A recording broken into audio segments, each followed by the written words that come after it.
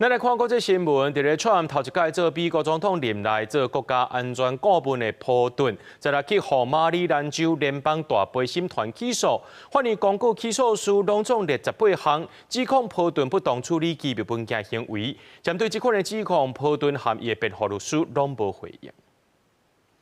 马里兰州地方法院公布，拢总有26页起诉书指出讲，普顿伫2018年4月初9到2019年9月初10，就是川普第一个美国总统的任期内，因为担任国家安全顾问，除了会当享受上悬的机密等级，嘛因为职务的关系，接触到真侪项关系到美国国家安全、国防军事动态和友邦和德国的机密信息。但就算到伫伊卸任真侪当了后，一直到2025年8月2日，伊的徛给互联邦调查局 FBI 收拾。 为止，普顿是持续将这极机密资料分享给无机密等级的人士，不当处理极机密文件的行为有18项这么多。FBI 伫普顿的徛家和华府办公室查到的，除了有几啊箱的文件，佮包括普顿个人使用的2支手机啊和3台电脑，另外佮有一台硬碟和2支便册，拢变作检调侦办的重要证物。对普顿方正式起诉，川普伫记者一直约在监问之下，强调讲伊事先并唔知影这个。 I didn't know that. You tell me for the first time, but I think he's, a bad person. I think he's a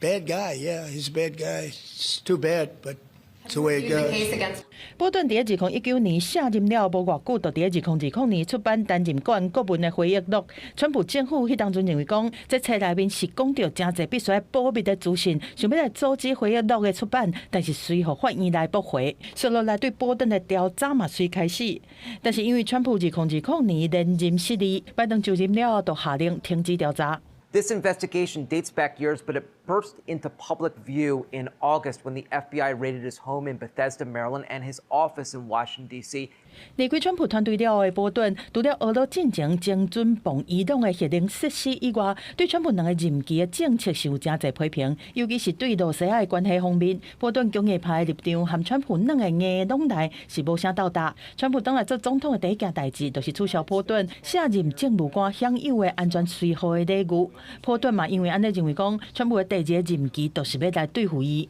公司新闻，徐家人编译。